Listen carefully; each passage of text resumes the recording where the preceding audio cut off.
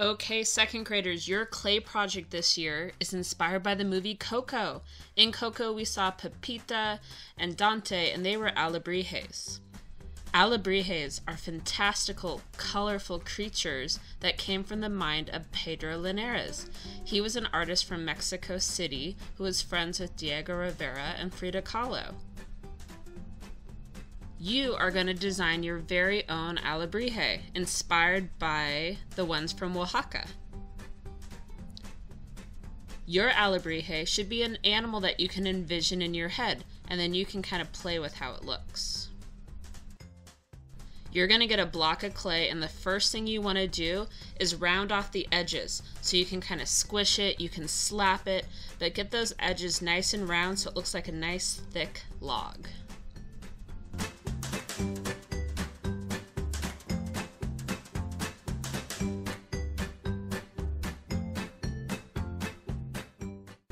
Now, we need to save some of the clay for the head.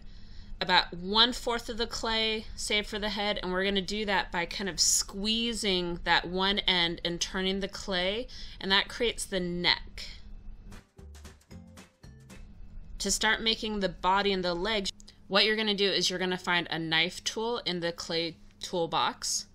You're going to cut into the clay, and we're going to divide the clay into equal parts for each leg. You want to cut from the neck down and cut kind of deep. And then we're going to cut across and do about the same deepness.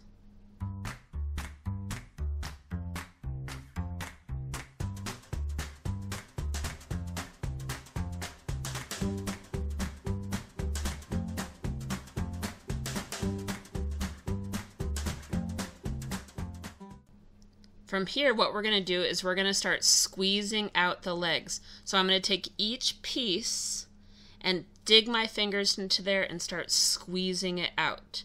I'm going to be squeezing, kind of pulling, but more squeezing and shaping the clay. You might have shorter legs if your alebrije has short legs. You might have longer legs.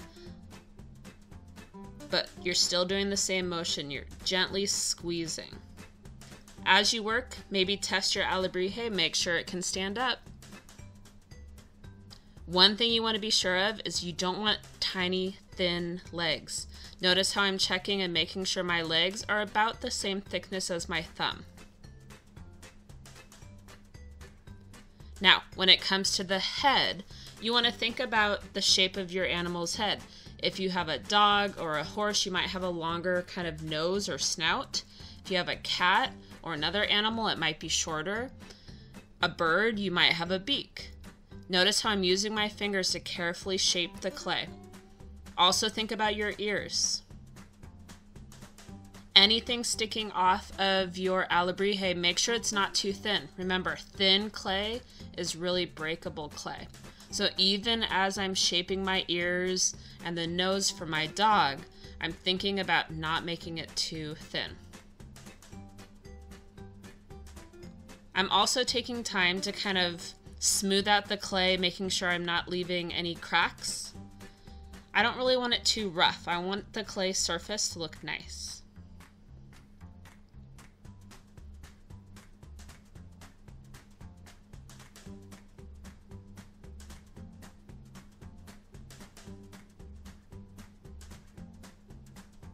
If your animal has a tail, this is a great time to also pull that tail. So I'm squeezing the clay and I'm shaping it, and then I'm smoothing the surface again. If it's hard to smooth or if it looks like it's dry or cracked, put a little bit of slip onto your finger and then rub it out. Now, sometimes alebrijes are combinations of animals, like a dog with wings or a rooster with bull's horns. You can decide if you want to add something onto your alebrije. For me, I wanted to add wings onto my dog, like Dante from Coco. So I grabbed a piece of clay, and it was too big, so what I did is I pinched the clay and I twisted it so I would have a smaller piece. Then I took this clay and I rolled it into a ball because it's easier to sculpt. Then since I was making a wing, I flattened it onto my mat, turning it into a clay slab. But remember, not too thin. And then I started shaping it. I kept one part flat to easily attach it later. Then I took a tool and I started drawing feathers into it. This is going to be one of my textures. When you attach clay to clay, we always do something called score and slip. Scoring is a fancy word for scratching, and slip is a clay and water mixture. What you want to do is have a nice surface to attach the clay to, and then you're going to dip your fork into the slip, and you're going to scratch that surface. Do really good scratches. Dip your fork into the slip again and scratch where you want to attach it. Pick up your alebrije and do a very nice, good pressure, pushing the two pieces of clay together. If you want to make it stronger, you can blend the clay.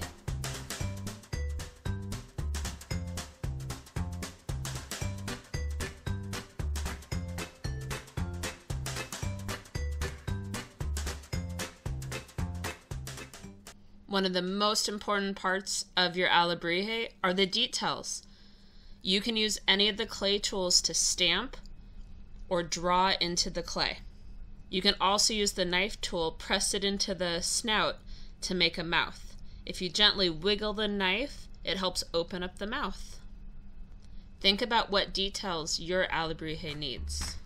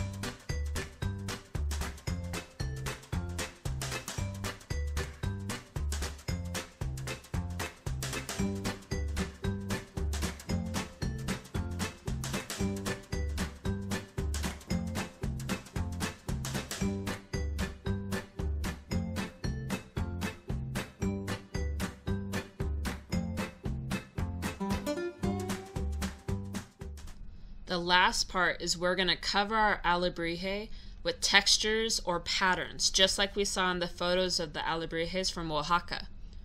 You must have 3 or more patterns covering your alebrije. Notice how I used one pattern for the wings, another pattern for the body, and one last pattern for the head. And I did that by stamping or drawing into the clay with the tools.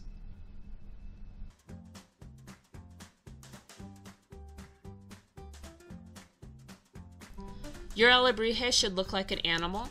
It should have 3 or more patterns or textures, and you should use score and slip to attach clay to clay. Have fun!